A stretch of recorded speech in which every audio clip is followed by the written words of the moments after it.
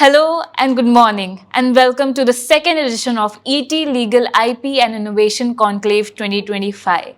We are live from Mumbai, and today we have with us Nayantara of ALMT Legal. Hello, ma'am. It's really great to have you here. Hi. Hi. Lovely to meet you. So, first and foremost, I would really love to know how has your experience been of this conclave? Well, it's just started. I was lucky enough to moderate your session on IP management for multinational conglomerates, and I think the topic selections have been great. The panelists are amazing. So far, it's been a great experience. So recently, we have seen a surge of cases against copyrighted music to train the new AI models. So, what do you think that India, urgently revise all these laws so that we can combat these challenges when it comes to generative AI? Okay. So that's a really great question. So one of the problems with generative AI is that it shakes all three pillars of copyright standards, which is it questions who the author is, it questions liability when it comes to infringement, and it questions the source of inspiration. Earlier, authorship, even now, as per the Copyright Act, authorship is something that is purely human. It is an act of creation, is something that is attributed to the human mind.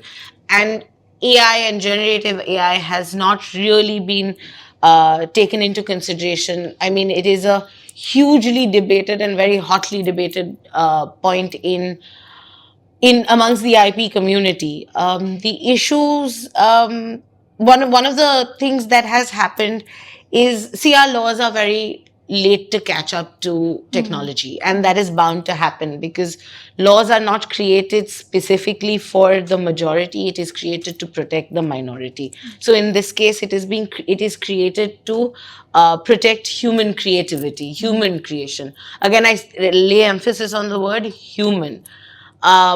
But now with with generative AI coming up, where AI is getting inspired, or like how humans look at a Picasso's style or a Van Gogh style, and then finds a style that works for them. Generative AI works in a very similar manner, where they find their voice through inspirations, through existing inspirations. We call them LLMs, or large language training modules. Um, in that space, we have had a case, I can't quite remember the year when it happened, but we do have a case where it's called the Raghav case. It's a very, very famous case in the generative AI community and IP community. It's where, for the first time, the Copyright Office did give copyright registration to an AI entity. Okay.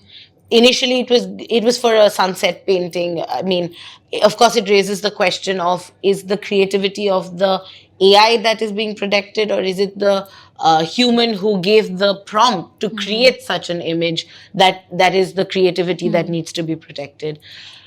So they did issue a copyright registration for an AI entity, however, by the name of Raghav, which is why it's called the Raghav case.